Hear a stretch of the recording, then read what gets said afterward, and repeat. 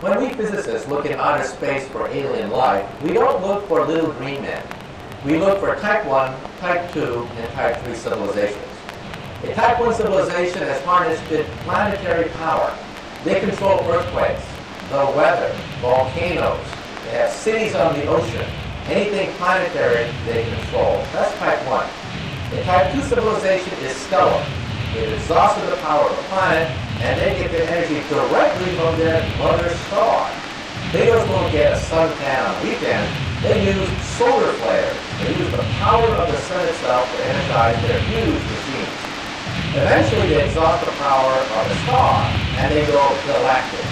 They harness the power of billions of stars within a galaxy. Now, for example, Buck Rogers would correspond to a type 1 civilization, a planetary civilization.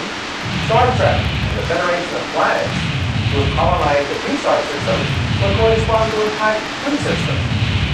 And the Empire of Star Wars would correspond to a type 3 civilization. Now, what are we on this scale? We are type 0. We don't even rate on this scale. We get our energy from, not from stars or galaxies, we get our energy from dead plants, oil, and coal. But we can calculate when we will attain type 1 status in about 100 years.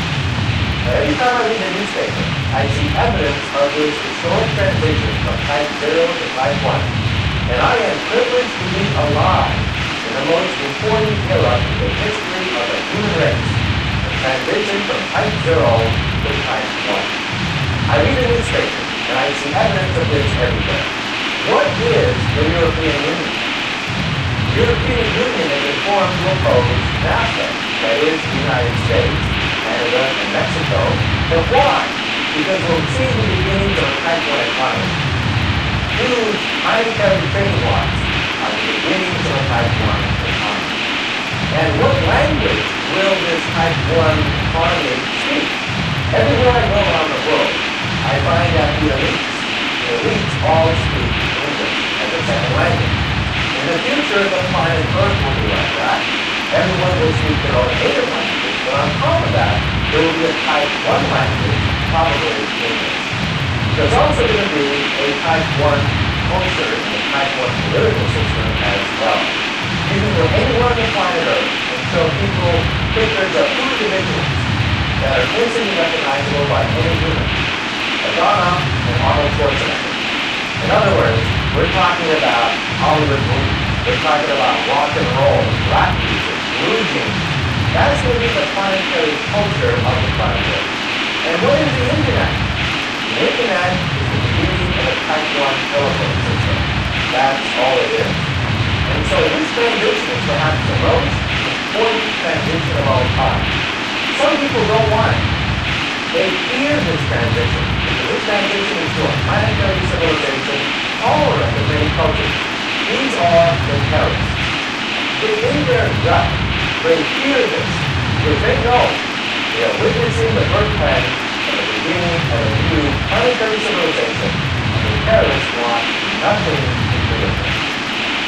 This transition is also the most important because it's not clear if we're going to make it. When we look around in space, we see no evidence of type 1, 2, or 3 anywhere. No evidence whatsoever. The mathematics say that there should be thousands of type 1, 2, and 3 civilizations in the galaxy. We see no evidence of any whatsoever. And why is that? Because the transition from type 0 to type 1 is the most dangerous of all transitions. We may not make it. It's a race against time. On one hand, we have the forces of integration, the forces of tolerance, the multicultural fabric emerging before our eyes.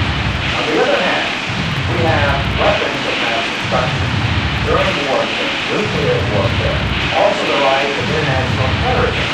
They are obstacles to reaching a type 1 civilization. So in other words, perhaps they didn't make it in outer space. If one day we have starships, visit other star systems, perhaps you'll find planets whose atmospheres are irradiated, or whose atmospheres are too hot for their life, because they did not make the transition from type 0 to type 1. Now, by the time you're type 2, you are immortal. Nothing known in science can destroy a type 2 civilization. Even a supernova cannot destroy a type 2 civilization. They'll either move the whole planet, or they'll simply stop the nuclear fires from exploding. And by the time a civilization becomes galactic, they may in fact have the ability to control the fate of the galaxy itself. By the way, if you're type 3, you will explore the galaxy not by sending Captain Kirk on an Enterprise hopping from star system to star system. That would take millions of years to explore the Milky Way galaxy. The way to do it is you would create a robot. Have the robot land on the moon. It would create a factory.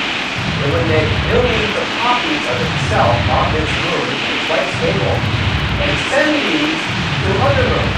Then each of these would create another factory. Starting with one robot, you would have a million, then a million, and a million, until you had a sphere expanding at the speed of light, containing trillions of these robots. You could land on the moon and simply wait. Wait for a type 0 civilization to become type 1. Now, where have you seen that before? This is the basis of the movie 2001. The movie 2001 is perhaps the most authentic rendition of the encounter of a type 0 civilization with a type 3 civilization. Now, at the beginning of the movie, Fanny Kubrick interviewed many leading astronomers and scientists, and we laid out this scenario. The most efficient way to colonize the galaxy is to send robots, have them land on the moon, and create a factory. Then they would shoot out and colonize other moons.